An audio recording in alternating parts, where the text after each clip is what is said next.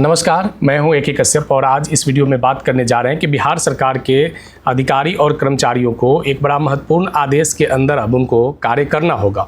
आखिर ये आदेश क्या है और किन कर्मचारियों पर लागू होगा। बिहार सरकार में लाखों की संख्या में कर्मचारी लोग हैं। अलग अलग जो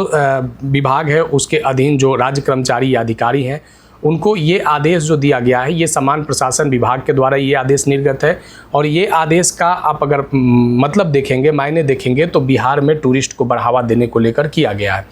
यहाँ पे देखिए, महत्वपूर्ण रूप से हम इस वीडियो में इस विषय पे ही चर्चा करने जा रहे हैं कि जो बिहार के अधिकारी या कर्मचारी जब वो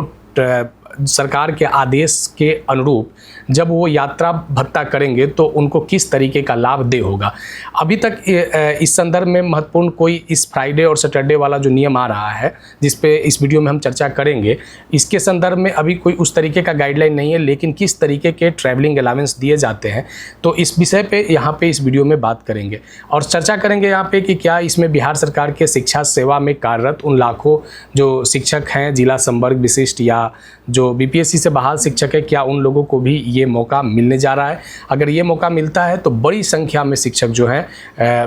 बिहार के पर्यटन के बढ़ावा को लेकर जो एक उद्देश्य है सरकार का, वो आने वाले समय में पूरा हो सकता है। देखिए, इस संदर्भ को समझेंगे। अगर अभी आप नए जुड़े हैं तो चैनल को जरूर सब्सक्राइब करके बेल आइकन को दबा दीजिएगा। वीडियो अच्छा लगेगा तो लाइक शेयर जरूर कीजिएगा। अगर कोई सुझाव होगा तो आप कमेंट में लिखिएगा। देखिए, बिहार सरकार ने जो सामान्य प्रशासन विभाग के तरफ से जो एक महत्वपूर्ण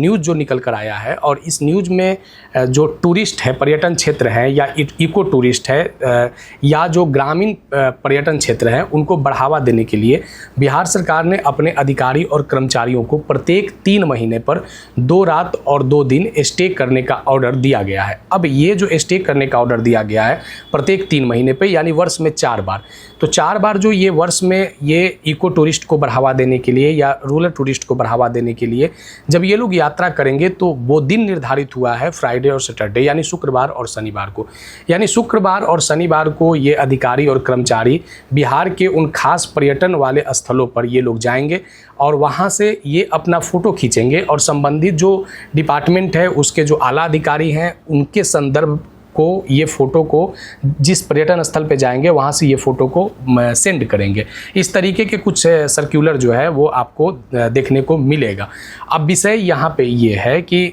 जो केंद्रीय कर्मचारी हैं या जो राज्य कर्मचारी हैं उनको एक यात्रा भत्ता मिलता है और छुट्टियों में उनको एक महत्वपूर्ण रूप से LTC दिया जाता है। अब यहाँ पे जो ये जो नया जो एक नोटिफिकेशन जो आया है, इस नोटिफिकेशन का क्या संदर्भ है समझेंगे और किस तरीके के यात्रा भत्ता इन लोगों को भुगतान हो सकता है, तो इस वीडियो को लास्ट तक जरूर देखिएगा। देखिए, यहाँ पे आप देख सकते हैं कि जो मेंशन किया गया है और जो इसका उद्देश्य है, सरकार का उद्देश्य है कि हम टूरिस्ट और इको टूरिस्ट को बढ़ावा दें। तो इको टूरिस्ट और रूरल टूरिस्ट को बढ़ावा देने के लिए राज्य कर्मचारियों को प्रत्येक 3 महीने पर उनको 2 दिन और 2 रात उनको अपने शेड्यूल से, यानी फ्राइडे और सैटरडे। अब राज्य कर्मचारियों का ये जो डेट होता है फ्राइडे और सैटरडे का, ये इनका कार्य दिवस है और ये कार्य दिवस के दिन यानी फ्राइडे और सैटरडे के दिन ये विभागीय कार्य नहीं करेंगे, बल्कि ये जो महत्वपूर्ण बिहार के पर्यटन क्षेत्र है वहाँ पे ये अपने परिवार के साथ घूमेंगे। अब जब घूमेंगे फ्राइडे और सैटरडे को तो इस चीज़ से बिहार के ग्रामीण पर्यटन क्षेत्र को बढ़ावा मिलेगा। इस चीज़ से आप इनकार नहीं कर सकते हैं क्योंकि बिहार में लाखों की संख्या में कर्मचारी और अधिकारी हैं। अब बात यहाँ पे ये आती है कि ये जो एम्प्लॉई है, ये एम्प्लॉई जो घूमने के बाद ये क्या करेंगे कि जब इनका स्टे कंप्लीट हो जाएगा तब ये संबंधित जिला अधिकारी को ये रिपोर्ट मेंशन करेंगे। यानी पूरा एकदम नियम कानून के साथ यहाँ पे व्यवस्था को लागू किया गया है। मैप में आप देख सकते हैं कि बिहार जो पर्यटन के लिए खास करके जाना जाता है और पर्यटन में कई ऐसे बिहार के जगह हैं जहाँ ये राज्य सरकार जो है उसको बढ़ावा देने की कोशिश कर रहा है। तो ये अलग अलग जगहों पर अब बिहार के कर्मचारी और अधिकारियों से ये जगह गुलजार होने वाला है। अब बात यहाँ पर ये निकल कर आता है कि आखिर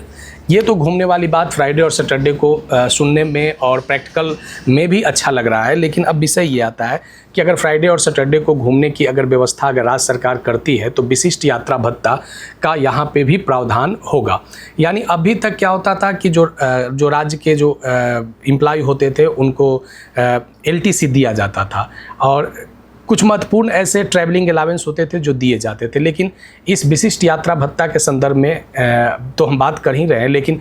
इससे पहले बिहार सरकार का यात्रा भत्ता का क्या सर्कुलर है इस विषय पे इसमें समझेंगे। क्या इसी तरीके का आने वाले समय में ये फ्राइडे और सैटरडे वाला जो टूरिस्ट प्लेस पे घूमने वाला जो बात होगा, क्या इसी तरीके के भत्ता को वहाँ भी दिया जाएगा? अब यहाँ पे देखिए क्या है कि जो राज्य सरकार के जो नियम है उस नियम में यहाँ पे जब कोई सरकारी कार्य से या स्थानांतरण के कारण जब लोक सेवक द्वारा यात्रा संभावित व्यय और यात्रा में किए गए खर्च को प्रतिपूर्ति के राज्य सरकार के द्वारा किया जाता है। इस बात को यहाँ पे देखना क्या है कि ये भत्ता कब दिया जाता है, या तो आप सरकारी कार्य के लिए एक विभाग से आप कहीं जा रहे हैं या जब आपका विभाग के द्वारा स्थानांतरण किया गया है। अब यहाँ पे जो प्रोसेस है कि अगर फ्राइडे और सैटरडे को दिया जा रहा है तो यह भी एक उसी कैटेगरी में आएगा कि जब आपको सरकारी कार्य में रहते हुए, यानी आपका फ्राइडे वर्किंग डे रहेगा प्रत्येक 3 महीने पे और उस वर्किंग डे में आपको पर्यटन को बढ़ावा देने के लिए जाना है, तो इसका मतलब यह है कि कुछ इस तरीके के यात्रा भत्ता संभवतः आपके लिए भी स्वीकृत हो सकते हैं।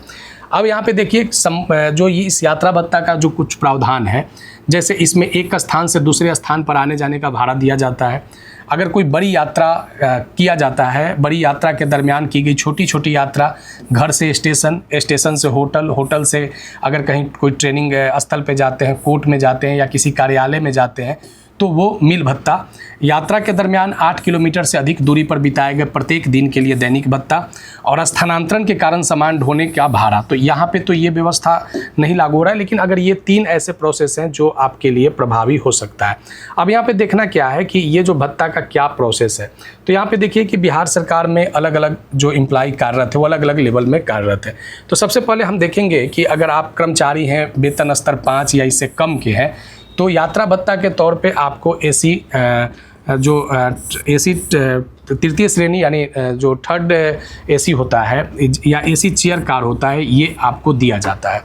यहाँ पे वेतन स्तर 5 या इससे कम वाले जो एम्प्लॉय हैं उसकी संख्या अन्य एम्प्लॉयों के तुलना में ज़्यादा है। अब वेतन स्तर 6 से 11 तक की बात करें तो यहाँ पे AC जो है वो द्वितीय श्रेणी यानी 2nd क्लास का रहता है और वेतन स्तर 12 या उससे अधिक वाले यात्रा भत्ता में AC 1st क्लास का दिया जाता है। और उससे ऊपर वाले में यानी 12 से ऊपर वाले में इकोनॉमिक क्लास वाले लोग, यात्रा भत्ता में इकोनॉमिक क्लास वाले उन लोगों को प्रोवाइड करवाया जाता है। अब विषय यहाँ पे ये है कि इस यात्रा में आप ऑटो से यात्रा कर रहे हैं, रिक्शा से यात्रा कर रहे हैं, रेल से यात्रा कर रहे हैं, तो बिहार के अंदर ये सभी आपके जो ट्रैवलिंग जो संसाधन है, तो इस ट्रैवलिंग संसाधन में अगर कोई रेल से यात्रा कर रहा है तो उसके लिए क्या प्रावधान है, अगर ऑटो से यात्रा कर रहा है तो क्या प्रावधान है, बस से यात्रा कर रहा है तो क्या प्रावधान है। और यहाँ पे एक बात ये भी मेंशन करना होगा कि ये लोग जब स्टे करेंगे तो स्टे करने का दैनिक भत्ता कितना होगा। अब यहाँ देखिए ज़रा कि जो अगर अभी हमने देखा कि जो ट्रेन से जो यात्रा करें तो उनको अलग अलग AC चेयर कार या AC 1st क्लास का 2nd या 3rd क्लास का व्यवस्था किया जा रहा है, लेकिन अगर कोई सड़क से अगर यात्रा करेगा इस दरमियान में बिहार सरकार के अगर कर्मचारी या अधिकारी, तो यहाँ पे वेतन स्तर 3 या इससे कम का बस या ऑटो का किराया दिया जाता है, वेतन स्तर 4 या 5 का भी बस या ऑटो का किराया दिया जाता है, वेतन स्तर 6 से 12 तक AC बस, AC टैक्सी या AC कार का दिया जाता है, वेतन स्तर 13 या उससे अधिक वाले को AC बस, AC टैक्सी और AC कार का दिया जाता है। ठीक इसी तरीके से अगर टैक्सी, ऑटो से, अगर आप रिक्शा से, अगर आप रेल यात्रा के बाद स्थानीय परिवहन में जब आप उपयोग करेंगे तो यहाँ निजी कार से 15 रुपया और वातानुकूलित टैक्सी यानी AC वाले टैक्सी से 24 रुपया प्रति किलोमीटर दिया जाता है। अब यहाँ देखिए कुछ महत्वपूर्ण रूप से कि जब आप छोटी दूरी खींचते हैं तो उस समय आप टैक्सी 20 रुपया प्रति किलोमीटर, ऑटो रिक्शा 10 रुपया प्रति किलोमीटर, दोपहिया वाहन 5 रुपया प्रति किलोमीटर, प्रीपेड टैक्सी ऑटो वास्तविक किराया प्राप्ति रसीद के आधार पे, तो ये सभी जो अलावेंस होते हैं वो परिवहन भत्ता के दौरान ये दिए जाते हैं उस कंडीशन में जब कोई एम्प्लॉय सरकारी कार्य या स्थानांतरण के लिए इधर से उधर होता है या जाता है। अब यहाँ पे जो इस बार जो विशिष्ट पर्यटन योजना जो शुरू किया गया है, तो इस विशिष्ट पर्यटन योजना में कुछ इस तरीके की व्यवस्था आपके साथ भी संभवतः हो सकता है। अब देखिए यहाँ पे बिहार में अगर बात करें तो यहाँ पे भी XYZ की श्रेणियों में अलग अलग शहरों को भी आप आकलन कर सकते हैं। जैसे यहाँ पे X श्रेणी के शहर नहीं है बिहार में, Y श्रेणी में पटना है और Z श्रेणी में अन्य शहर है। तो यहाँ पे देखिए क्या होगा कि अगर लेवल 5 या इससे कम के हैं तो आपके लिए जो होटल की व्यवस्था किया जाएगा तो वो प्रति 1000 रुपया आपको मेट्रो वाले शहर में, और Y श्रेणी वाले में 500 रुपया और Z श्रेणी वाले में 300। अगर 6, 7, 8 और 9 वाले लेवल में है तब आपको 1500 रुपया प्रतिदिन के मतलब के हिसाब से होटल का उपलब्धता आपके पास होगा, और Z श्रेणी वाले में 1000 रुपया। 11, 12, 13 वाले में 3500 रुपया और 2500 रुपया, और इससे अधिक वाले लेवल में अगर आप हैं तो 5000 रुपया, और Z श्रेणी वाले शहरों में 4000 रुपया प्रति कमरा आपको प्रतिदिन के हिसाब से अलावेंस दिया जाता है। अब विषय ये आता है कि ये जो होटल का जो चार्ज है तो इसके लिए आपको क्या करना पड़ेगा कि जो बिलिंग होगा वो आपको सरकार को देना पड़ेगा, यानी यात्रा भत्ता के निकासी के लिए। अब कुछ ऐसे भी जगह हैं बिहार में जहाँ पे सर्किट हाउस है या बिहार सरकार पर्यटन को बढ़ावा देने के लिए उस तरीके का व्यवस्था किए हुए, तब यहाँ पे ये भत्ता आपको नहीं मिलेगा। बिहार सरकार का जो ये व्यवस्था जो आया है यात्रा भत्ता, तो इस यात्रा भत्ता में जो संदर्भित बातें जो निकल कर आए हैं तो इससे बिहार के लाखों कर्मचारियों को पर्यटन में बढ़ावा देने के लिए मददगार के तौर पे शामिल किया जा रहा है, क्योंकि बहुत बड़ी संख्या में बिहार में लोग एम्प्लॉय हैं, कर्मचारी के तौर पे कार्यरत हैं और अधिकारी के तौर पे कार्यरत हैं, और लोगों की एक इच्छा भी होती है कि विभाग से कार्य बोझ के कारण जब उनको छुट्टियाँ नहीं मिल पाते हैं तो उस कंडीशन में उन लोगों का चाहत भी होता है कि हमें छुट्टियाँ मिले और किसी खास जगहों पर जाए। और मुख्यतः ये देखा जाता है कि बिहार के पर्यटन क्षेत्रों में कुछ जगहों को अगर छोड़ दें तो बहुत से ऐसे ग्रामीण पर्यटन है जहां अभी भी उस तरीके का बढ़ावा नहीं मिल पाया, क्योंकि ज़्यादातर लोग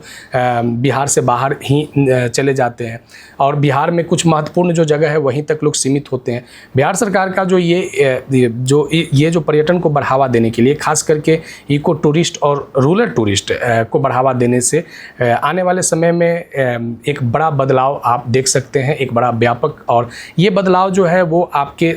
राज्य के लिए और ख़ास करके वे कर्मचारी अधिकारी के माध्यम से एक अलग मैसेज जो है वो नेशनल लेवल पर जाएगा, क्योंकि इस तरीके के जो व्यवस्था बिहार सरकार जो करने जा रही है अपने कर्मचारी और अधिकारियों के लिए, ये अपने आप में एक बड़ा महत्वपूर्ण होने जा रहा है। यानी अब आप ये चीज़ से मुखातिब हो सकते हैं कि आपको 3 महीने पे तो 2 दिन यानी फ्राइडे और सैटरडे, इस तरीके से आपको लगभग 8 दिन ऐसे ट्रैवलिंग के लिए आपको छुट्टियां जो है वो मिलेंगे। हाँ, इसके लिए कुछ अलग प्रोसेस है, यानी यहाँ पे जो आपको कुछ बांधा गया कि आपको फ़ोटो लेना है, आप जो स्टे करेंगे उसके प्रूफ रखना है, उसको संबंधित जो अधिकारी हैं उनको वहाँ पे सेंड करना है। तो कुछ नियमों के साथ भी आपके इस ट्रैवल को बांध दिया गया है, लेकिन फिर भी बिहार में ये जो पर्यटन को बढ़ावा देने के लिए सरकार का जो योजना आया है ये अपने आप में एक बड़ा नायाब होगा। अब इस विषय को हम इसलिए चर्चा में लाए हैं कि यहाँ पे मेरा इस वीडियो का बनाने का मकसद ये है कि सामान्य प्रशासन विभाग का जो ये लेटर आया है और जो कर्मचारियों की जो बात आ रही है, तो इसमें तो बहुत सारे एम्प्लॉय हैं ही। बीपीएससी और विशेष शिक्षक जो एम्प्लॉय के तौर पर जो बिहार सरकार में कार्य कर रहे हैं अराजपत्रित कर्मचारी के तौर पर, उन लोगों को भी इसमें जो कर्मचारी हैं ही वो बिहार सरकार के, क्योंकि सभी तो लाभ उनको मिल ही रहे हैं। अब यहाँ पे सबसे ज़्यादा जो दिक्कत उन लोगों को आ रहा है क्या कि जो वेतन लेवल का स्ट्रक्चर है, तो ये स्ट्रक्चर नहीं होने के कारण क्या आने वाले समय में उनको कुछ इस तरीके के लाभ से अलग होना पड़ेगा। तो ये जो बिहार सरकार का जो पर्यटन वाला जो स्कीम है ये एक अपने आप में बिहार के रूरल पर्यटन को, रूरल टूरिस्ट और इको टूरिस्ट को काफ़ी बल मिलेगा। आने वाले समय में इस विषय पे कुछ महत्वपूर्ण मुद्दे आएंगे तो ज़रूर हम उठाएंगे। वीडियो अच्छा लगा तो लाइक शेयर ज़रूर कीजिएगा, कोई सुझाव होगा तो आप कमेंट में लिखिएगा। मिलेंगे आगे नेक्स्ट वीडियो नेक्स्ट टॉपिक में। धन्यवाद।